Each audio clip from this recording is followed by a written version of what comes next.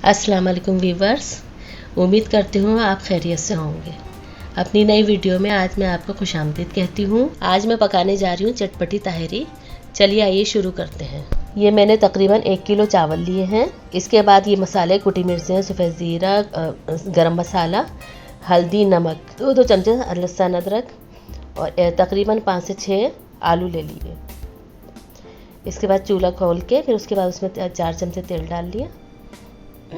4 के बदले बल्कि 5 चमचे ले लें आप, तो ज़्यादा बेहतर रहेगा, चावल खिले खिले बनेंगे।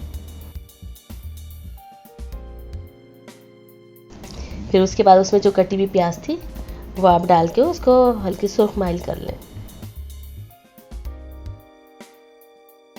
बस ज़्यादा काली नहीं होनी चाहिए, जल जाती है तो उसका मज़ा ख़राब हो जाता है।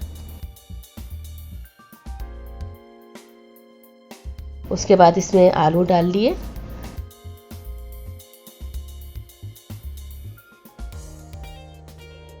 उसमें आलू डाल के फिर जितने भी मसाले आपको अभी दिखाए थे वो सब आप इसमें शामिल कर लें।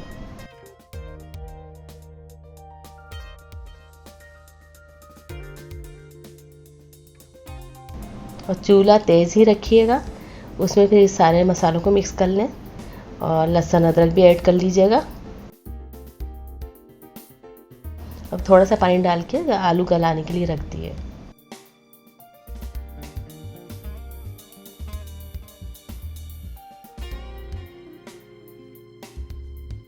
अब इसमें 3 अदद बारीक कटे हुए टमाटर ऐड कर दें और साथ साथ तकरीबन 1 पाव दही आप इसमें शामिल करके इसको चलाएं। और इसके बाद इसमें चावल ऐड करें और पानी इतना डालें कि उसमें चावल गल जाएं। और साथ साथ उसमें हरी मिर्चें भी डाल दें, 5 से 6 अदद। फिर उसके बाद जो है वो ढकना ढक दें और 5 मिनट बाद दोबारा आप ढकना उठाएंगी तो ये चावल आपको बिल्कुल तैयार मिलेंगे। और इसमें से इसकी शक्ल देखें कितनी अच्छी लग रही है और खुशबू भी बहुत अच्छी आ रही है।